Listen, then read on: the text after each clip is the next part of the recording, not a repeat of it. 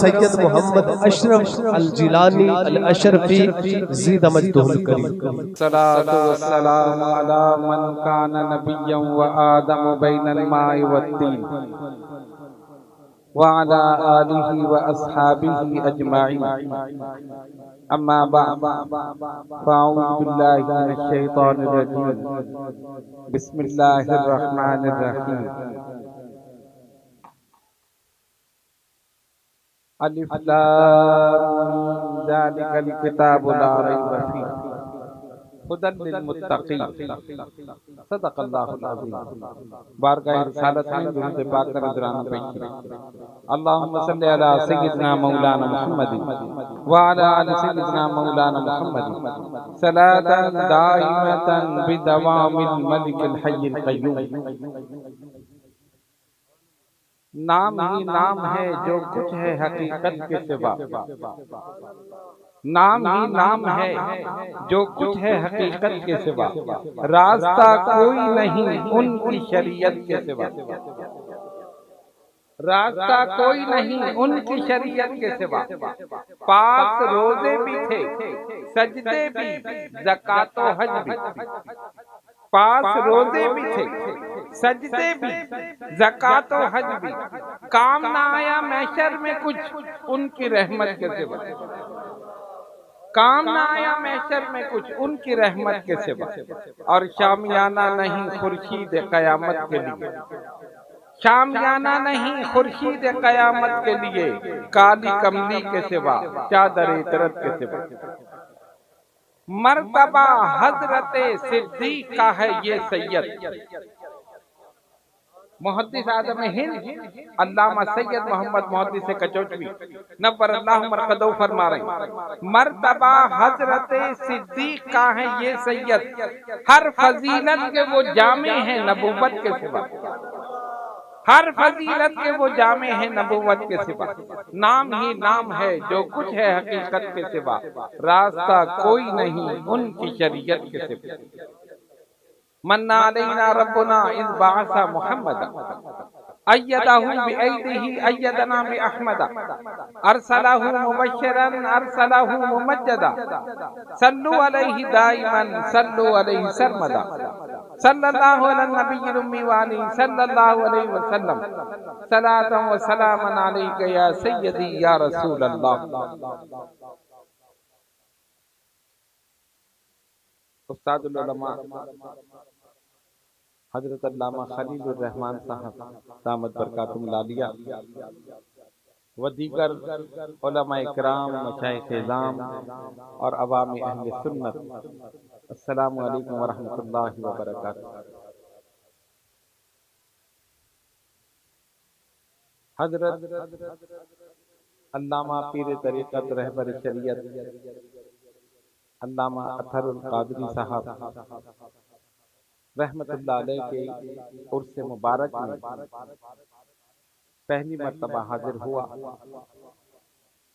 ہمارے محترم جناب سید ریاض علی اشرفی زیدہ مجدہ نے تعارف کرایا اور صاحبزادہ معاذ المصطفیٰ دامت برکاتہم العالیہ سے ملاقات ہوئی اور آپ نے اس فقیر کو دعوت دی اور میں عقیدت اور محبت کے ساتھ حاضر ہو گیا۔ اللہ تبارک و تعالی ہماری یہ عقیدت اور محبت اور آپس کی دوستی کو، عقیدت کو ہمیشہ قائم دائم رہے۔ علماء کرام کا جمع غفیر ہے اور ماشاءاللہ استاد العلماء یہاں موجود ہیں۔ مجھ جیسے کم علم بلکہ بے علم آدمی کا ان حضرات کے سامنے بولنا مناسب نہیں، لیکن حکم ہے، اس لیے میں چند منٹ آپ کے سامنے گفتگو کروں گا۔ وما توفیقی الا باللہ العلی العظیم۔ ارشاد ربانی ہوا الف لام میم ذالک الکتاب لا ریب فیہ، وہ کتاب جس میں کوئی شک نہیں، ہدی للمتقین، ہدایت ہے متقین کے لیے۔ کون سی کتاب؟ قرآن مجید، فرقان حمید۔ لیکن جب اسی کلام پاک میں ہم دوسری آیت دیکھتے ہیں تو وہاں ارشاد ہوتا ہے ہدی للناس، لوگوں کے لیے ہدایت۔ اب دو چیزیں ہو گئی، ایک طرف قرآن کہہ رہا ہے ہدی للمتقین، یہ کتاب متقین کے لیے ہدایت ہے، اور دوسری طرف کہہ رہا ہے ہدی للناس، یہ لوگوں کے لیے ہدایت ہے۔ اب یہ کنفیوژن پیدا ہوگا۔ ہدی للناس تو سمجھ میں آتا ہے، لوگوں کے لیے ہدایت، لوگوں میں مشرکین ہیں، منافقین ہیں، کافرین ہیں، یہ سارے لوگوں میں شامل ہیں، ان کے لیے ہدایت۔ لیکن ہدی للمتقین، جو تقوی اختیار کر چکے ان کے لیے ہدایت ہے، جو متقی بن چکے ان کے لیے ہدایت ہے۔ تو جو متقی بن گیا اسے ہدایت کی کیا ضرورت؟ جس نے تقوی اختیار کر لیا اسے ہدایت کی کیا ضرورت؟ کنفیوژن پیدا ہوا نا۔ ہدی للناس سمجھ میں آ گیا، لیکن ہدی للمتقین یہ ہماری ناقص عقل میں نہیں آئی۔ یاد رکھیے، قرآن کی کوئی آیت، کوئی مطلب، کوئی معنی، کوئی مفہوم اگر ہماری ناقص عقل میں نہ آئے تو یاد رکھو عقل غلطی کر سکتی ہے، تجربہ غلط ہو سکتا ہے، قرآن کا ایک حرف بھی غلط نہیں ہو سکتا۔ اللہ کا کلام ہے، لا ریب فیہ، پہلے ہی فرما دی، اس میں کوئی شک نہیں۔ اب ہم نے کیا کیا، اس کنفیوژن کو سمجھنے کے لیے علماء کی بارگاہ میں عرض کی، حضرت آپ ہمیں بتائیں کہ ہدی للمتقین اور ہدی للناس یہ کیا ہے؟ ہدی للناس قرآن لوگوں کے لیے ہدایت، یہ سمجھ میں آ گیا، لیکن ہدی للمتقین جنہوں نے تقوی اختیار کر لیا ان کے لیے ہدایت۔ انہوں نے کہا سنو، تم نے ہدایت کا معنی نہیں سمجھا، پہلے یہ سمجھو ہدایت کیا ہے۔ علماء نے کہا ہدایت کی دو قسمیں ہیں، ایک ہے اراءۃ الطریق، راستہ دکھا دینا، اور دوسری منزل پر پہنچا دینا۔ ایک راستہ دکھا دینا، دوسری منزل پر پہنچا دینا۔ قرآن جب راستہ دکھانے پر آتا ہے تو ابو جہل کو بھی دکھاتا ہے، ابو لہب کو بھی دکھاتا ہے، عتبہ کو بھی دکھاتا ہے، شیبہ کو بھی دکھاتا ہے، مشرکین، منافقین، کافرین سب کو دکھاتا ہے، لیکن منزل پر پہنچانے کا وقت آتا ہے تو صدیق اکبر کو پہنچاتا ہے، فاروق اعظم کو پہنچاتا ہے، عثمان ذی النورین کو پہنچاتا ہے، علی خیبر شکن کو پہنچاتا ہے، بلال حبشی، صہیب رومی، عبداللہ ابن مسعود کو پہنچاتا ہے۔ یہ ہے اراءۃ الطریق، یہ ہے ہدی للناس اور یہ ہے ہدی للمتقین۔ ہدی للناس کے معنی راستہ دکھا دینا اور ہدی للمتقین منزل پر پہنچا دینا۔ بات سمجھ میں آ گئی؟ اب میں اس کو اور ذرا سا آسان کر دوں، ایک مثال آپ کو دوں تاکہ بات آپ کے سمجھ میں آ جائے۔ ایک آدمی میرے پاس آئے اور اس نے مجھ سے کہا کہ مجھے شاہپور کانجرا مجھے جانا ہے، عرس مبارک، مجھے راستہ بتائیے۔ میں نے کہا یہ ریاض اشرفی صاحب جا رہے ہیں، ان کے ساتھ چلے جاؤ، ان کے پیچھے پیچھے چلو۔ پھر ایک اور صاحب آئے، انہوں نے کہا مجھے بھی جانا ہے، میں نے کہا تم دوسرے کے پیچھے جاؤ۔ پھر ایک اور آیا، میں نے کہا تم تیسرے کے پیچھے جاؤ۔ پھر ایک اور آیا، میں نے کہا چوتھے کے پیچھے جاؤ۔ ایک کے بعد ایک کو میں بھیجتا رہا، لیکن ان سب کو نصیحت کرتا رہا، نظر ہٹنے نہ پائے، قدم رکنے نہ پائے، نظر ہٹنے نہ پائے، قدم رکنے نہ پائے، یعنی جس کے پیچھے چل رہے ہو اس پہ نظر رکھو۔ آپ دیکھ رہے ہیں نا، سب سے آگے جا رہے ریاض اشرفی صاحب، ان کو راستہ معلوم ہے۔ پھر یہ صاحب میرے پاس آ گئے، میں نے کہا تم ان کے پیچھے جاؤ، وہ آ گئے تم ان کے پیچھے جاؤ، ایک کے پیچھے ایک کو میں بھیج رہا ہوں۔ تو کسی نے مجھ سے کہا کہ آپ جو ایک کے پیچھے ایک بھیج رہے ہیں یہ تو راستہ جانتے نہیں۔ میں نے کہا جانتے نہیں ہیں، لیکن ایک جاننے والے کے پیچھے جا رہے ہیں۔ جانتے نہیں ہیں لیکن جاننے والے کے پیچھے جا رہے ہیں. سب سے آگے جو ہے وہ جانتا ہے, اور پیچھے جتنے چل رہے ہیں نہیں جانتے لیکن جاننے والے کے پیچھے جا رہے ہیں. اور سب کو میں نے نصیحت کی, قدم رکنے نہ پائے, نظر ہٹنے نہ پائے.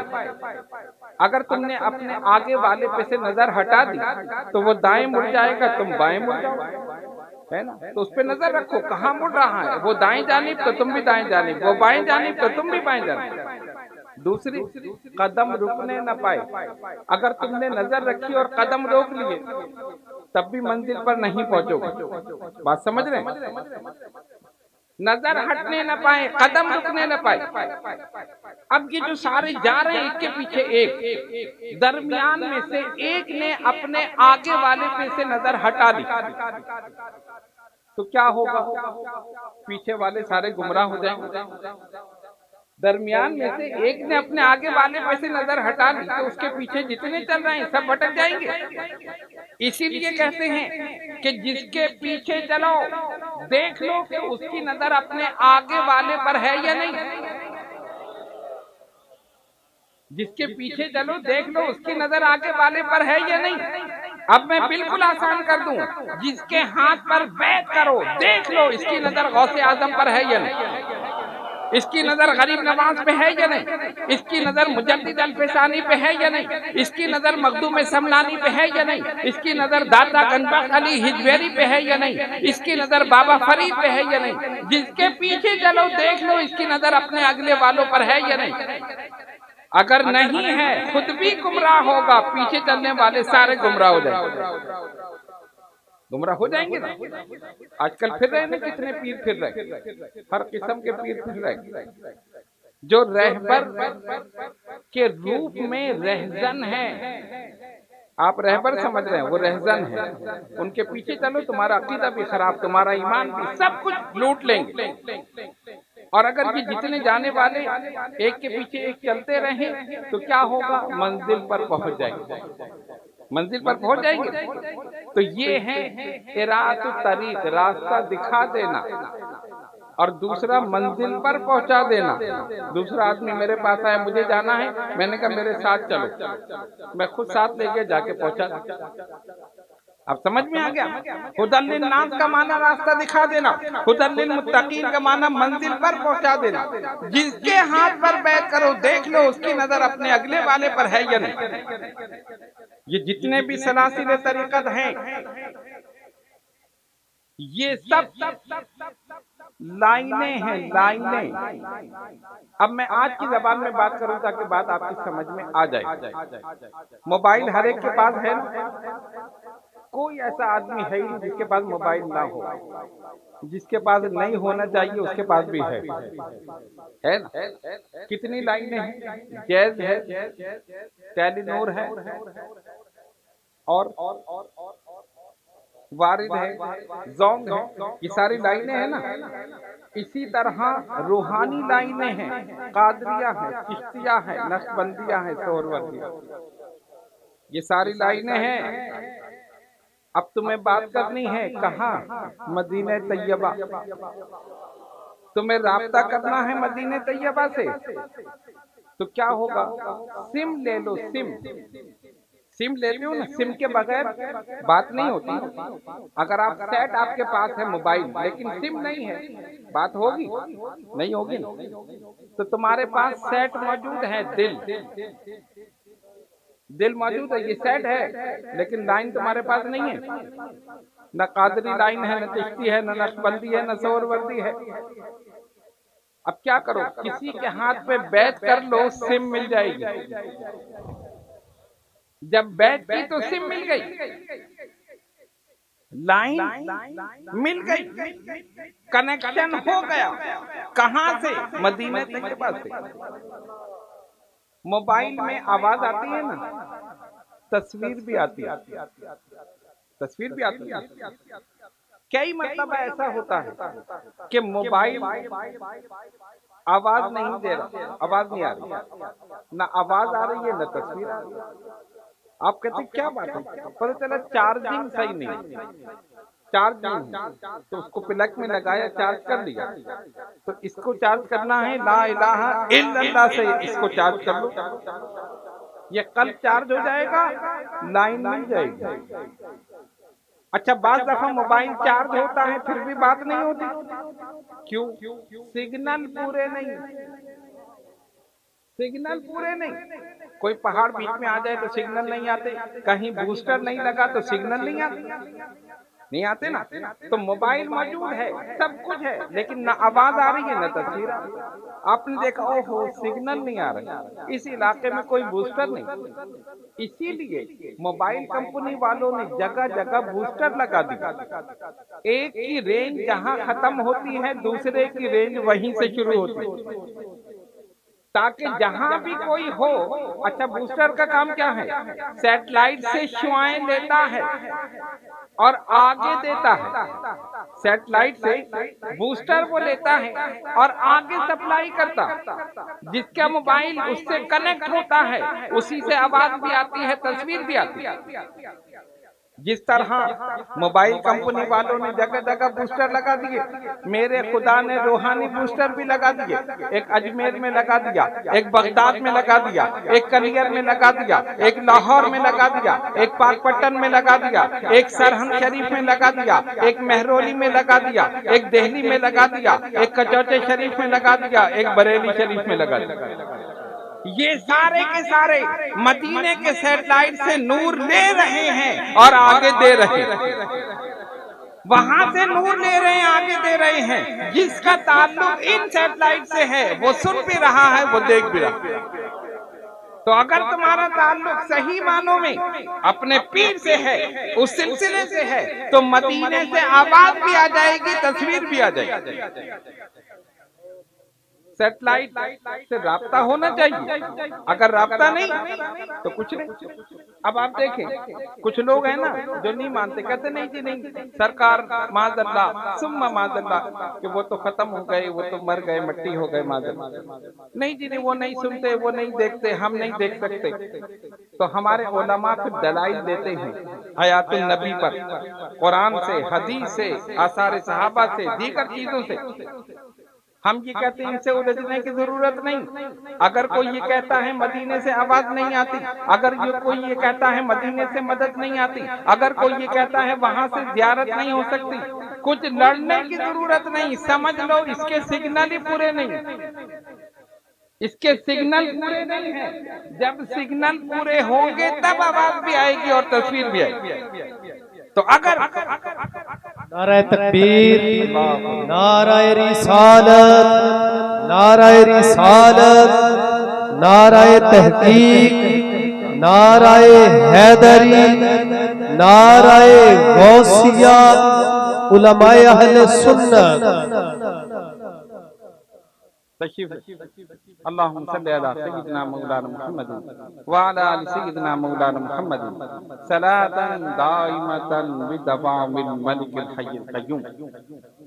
تو اگر یہ چاہتے ہو کہ تصویر بھی آ جائے، آواز بھی آ جائے، تو اپنا تعلق اپنے پیر سے مستحکم رکھو، سلاسل طریقت سے اپنا تعلق مستحکم رکھو، اپنے قلب کو ذکر الہی سے پاک اور صاف کر لو۔ جب یہ قلب صاف ہو جائے گا، یہیں بیٹھے بیٹھے مدینے والے کے جلوے نظر آ جائیں گے۔ شرط یہ ہے کہ قلب صاف ہو، پاک ہو۔ اسی لیے صوفیاء کرام ذکر کراتے ہیں لا الہ الا اللہ، اور جب الا اللہ کی ضرب لگتی ہے تو یہ قلب پاک اور صاف ہو جاتا ہے۔ ہم ان بزرگان دین اور یہ کاملین سے محبت رکھتے ہیں، اور یہ محبت اس دنیا میں بھی کام آئے گی، کل حشر میں بھی کام آئے گی۔ نبی پاک علیہ السلام کی حدیث شریف اس کا مفہوم یہ ہے، سرکار نے فرمایا لو کان عبدین تحابا فی اللہ عز وجل، واحد فی المشرق و آخر فی المغرب، دو شخص ہوں گے ایک دوسرے سے محبت کرتا ہو اور دوری اتنی ہوگی کہ ایک مشرق میں رہتا ہوگا ایک مغرب میں، واحد فی المشرق و آخر فی المغرب۔ محبت کیوں کریں گے؟ صرف اللہ کے لیے، وہ اللہ کا نیک بندہ ہے اس لیے محبت۔ کوئی ذاتی غرض نہیں، کوئی طمع نہیں، کوئی لالچ نہیں، کوئی حرص نہیں، کوئی ہوس نہیں، وہ اللہ کا محبوب ہے، اس لیے محبت۔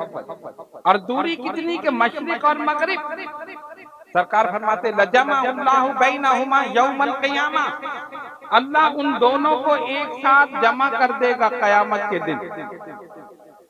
جب وہ دیکھے گا وہ کہے گا مولا میں گناہگار، یہ نیکوکار، میں خطا کار، یہ تیرا ولی، میں اس کے ساتھ۔ پس خالق کائنات فرمائے گا تو نے دنیا میں میری وجہ سے میرے ولی سے محبت رکھی، میری غیرت نے گوارا نہ کیا کہ تم دونوں جدا رہو، میں نے دونوں کو ایک کر دیا۔ لجمع اللہ بینہما یوم القیامہ۔ بس سمجھ لو اگر تم چاہتے ہو قیامت میں اولیاء کا ساتھ نصیب ہو، اگر تم چاہتے ہو قیامت میں ولیوں کا ساتھ نصیب ہو، اس دنیا میں ان سے سچی محبت کرو، بے لوث محبت کرو، انشاءاللہ تعالی حدیث شریف کے مطابق ان کے ساتھ ہی ہوگی، قیامت میں ان کے ساتھ ہی ہوگی۔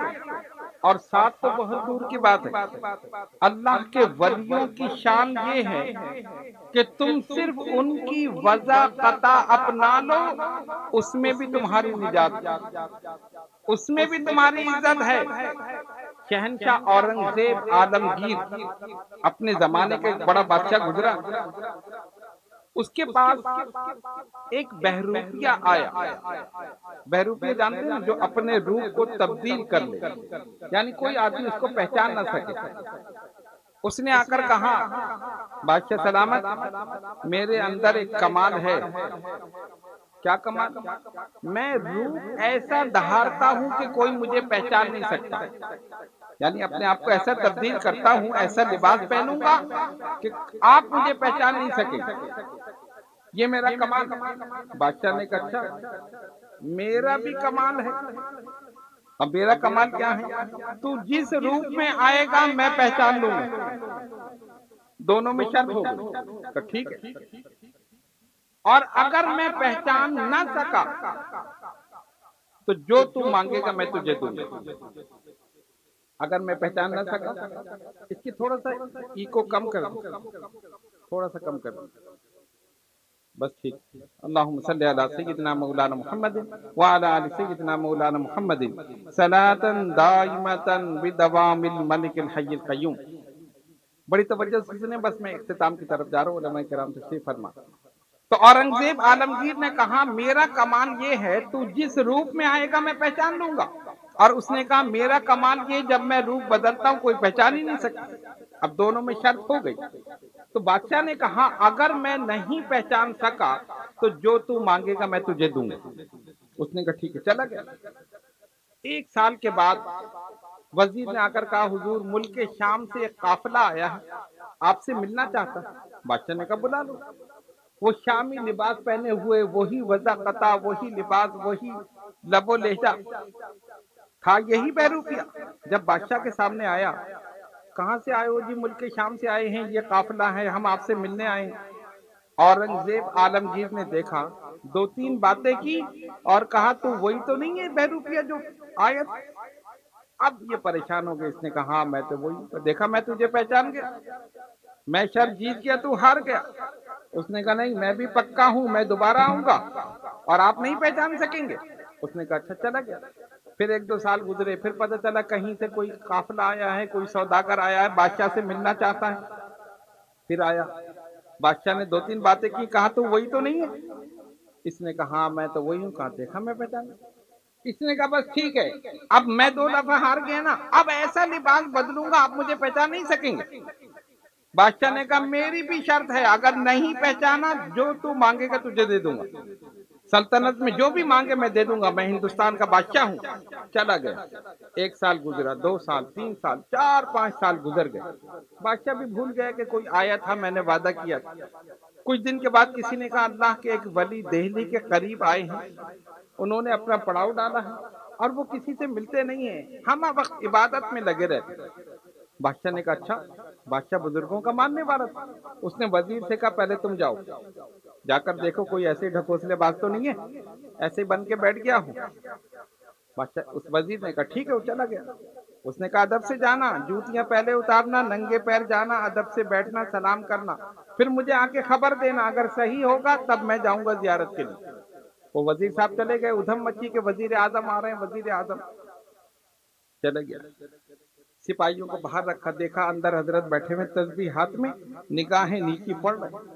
اس نے جا کے سلام کیا، انہوں نے جواب دیا، اس کے علاوہ کوئی بات نہیں۔ کافی دیر وزیر بیٹھا رہا، حضرت جو تھے نظر نیچی کیے، تسبیح پڑھتے رہے۔ اس نے کہا واقعی یہ تو اللہ کا ولی، اس کو پتا ہے کہ ہندوستان کا وزیر اعظم آئے، اس نے نظر اٹھا کے نہیں دیکھی۔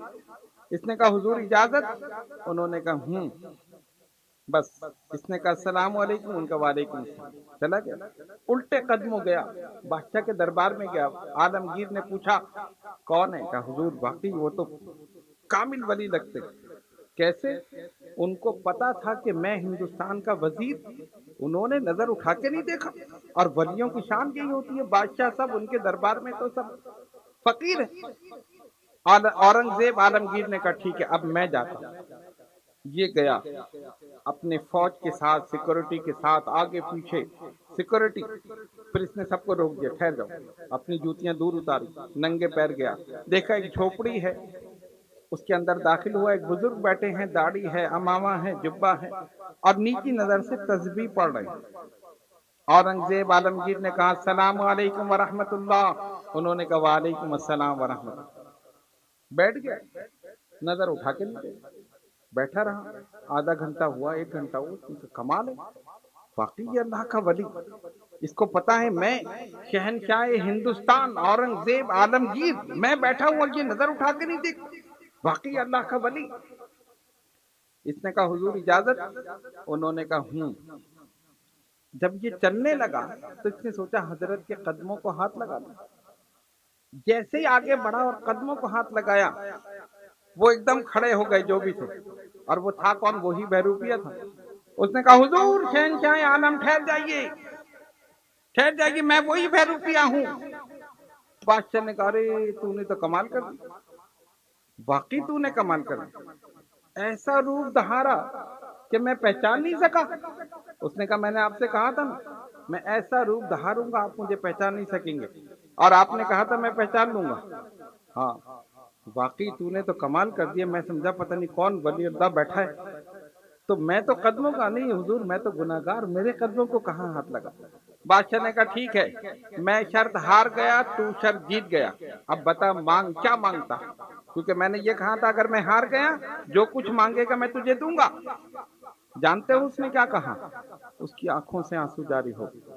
اس نے کہا شہنشاہ ہندوستان، میں نے بڑے بڑے روپ دہارے، بڑے بڑے روپ دہارے، لیکن جب سے میں نے اللہ والوں کا روپ دہارا تو میں سوچنے لگا ابھی میں ان جیسا نہیں ہوا، صرف ان کا لباس پہنا ہے تو ہندوستان کا بادشاہ میرے در پہ کھڑا، ابھی میں نے صرف ان کا لباس پہنا ہے، ان کی وضاحت اپنائی ہے تو ہندوستان کا بادشاہ میرے در پہ کھڑا ہے، جب میں حقیقت میں ویسا ہو جاؤں گا تب کیا ہوگا؟ ابھی تو خالی روپ دہارا ہے اللہ والوں کا، حقیقت میں ویسا ہو جاؤں گا تب کیا ہوگا؟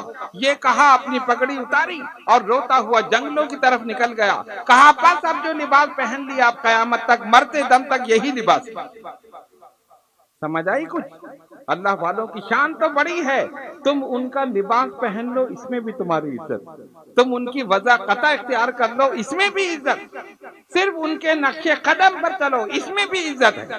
اس لیے یہ اللہ کے وہ مقبول بندے ہیں جن کو اللہ نے اپنا محبوب بنا لیا۔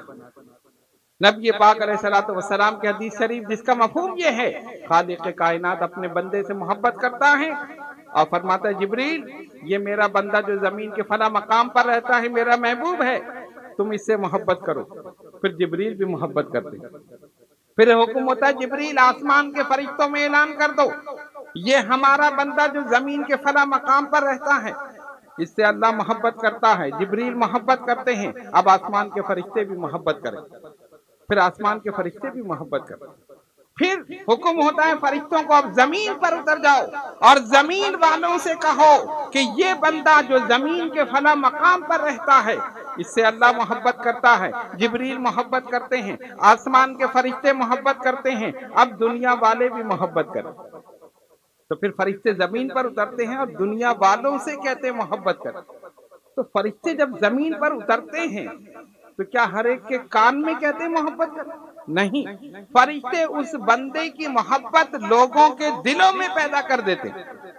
پھر کیفیت یہ ہوتی ہے کہ اس کے وصال کو 900 سال ہو جائیں یا 1000 سال ہو جائیں، قافلے بغداد کی طرف جاتے ہیں، قافلے اجمیر کی طرف جاتے ہیں، قافلے لاہور کی طرف جاتے ہیں، قافلے بریلی کی طرف جاتے ہیں. یہ اسی محبت کا نتیجہ ہے جو اللہ کی طرف سے ان لوگوں کے دلوں میں پیدا کی جائے. ہماری ان سے کوئی رشتہ داری نہیں، لیکن ہم ان کے عرس میں موجود ہیں، ہم ان کی محفل میں موجود ہیں صرف اس لیے کہ یہ اللہ کے مقرب بندے ہیں. اللہ فرماتا انا جلیس من ذکرنی، جو میرا ذکر کرے میں اس کے پاس بیٹھا ہوتا ہوں. جو میرا ذکر کرے میں اس کے پاس بیٹھا ہوتا ہوں. تو کیا وہ بیٹھتا ہے؟ وہ تو اٹھنے بیٹھنے سے پاک ہے، وہ چلنے پھرنے سے پاک ہے، وہ سونے جاگنے سے پاک ہے. یہ تمام عوارض تو مخلوقات کے لیے ہیں، وہ خالق ہے. بیٹھنے کا مقصد یہ ہے جو میرا ذکر کرتا ہے میں اسے اپنا قرب ایسے عطا کرتا ہوں جیسے میں پاس ہی بیٹھا ہوں. تو اللہ کا ذکر کون کرتا ہے؟ غوث اعظم اللہ کا ذکر کرتے رہے، غریب نواز اللہ کا ذکر کرتے رہے، مجدد الفسانی اللہ کا ذکر کرتے رہے، قطب الدین بختیار کاکی اللہ کا ذکر کرتے رہے، داتا گنجا سے اللہ کا ذکر کرتے رہے. پتہ چلا کہ یہ اللہ کا ذکر کرتے رہے اور اللہ فرماتا ہے جو میرا ذکر کرے میں اس کے پاس ہوں. پتہ چلا اللہ خدا غوث اعظم کے قریب، خدا غریب نواز کے قریب اور غریب نواز اس کے قریب. اب جو ان کے قریب ہے وہ خدا کے قریب ہے، جو ان سے دور ہے وہ خدا سے دور. تو اگر خدا کا قرب چاہتے ہو ان مقربین بارگاہ ایزدی کے قریب ہو جاؤ، ان کے قدموں کی برکت سے تم اللہ کے بھی قریب ہو جاؤ. تو آج کی اس نشست میں اس کا میسج یہ ہے کہ ہم ان بزرگان دین اور یہ کاملین سے محبت رکھیں اور بے لوث محبت رکھیں. کوئی غرض نہ ہو، صرف اس لیے کہ وہ اللہ کے نیک بندے ہیں، اللہ کے مقربین ہیں. اس وجہ سے محبت رکھیں. انشاءاللہ جو اس دنیا میں محبت رکھے گا آخرت میں انہی کے ساتھ ہو. اللہ تبارک و تعالی ہم سب کو عمل کی توفیق عطا فرمائے. مجھے ابھی جانا ہے اور علماء کرام کا جمع غفیر ہے اور ماشاءاللہ آپ تمام حضرات بڑی تعداد میں ان علماء اہل سنت کو سننے کے لیے آئے ہیں. آپ سب ان کو سننے پہ مائل، ان پہ سننے پہ مائل ہیں یا نہیں؟ مائل ہے نا؟ آپ سننے پہ مائل اور یہ سنانے پہ مائل. آپ سننے پہ مائل، یہ سنانے پہ مائل. اور جب یہ سنائیں گے تو آپ ہو جائیں گے ان کی خطابت کے قائل. تو میں نہیں رہنا چاہتا دونوں کے بیچ میں حائل. میں کیوں کروں اپنی انرجی ضائع؟ وما علینا الا البلاغ.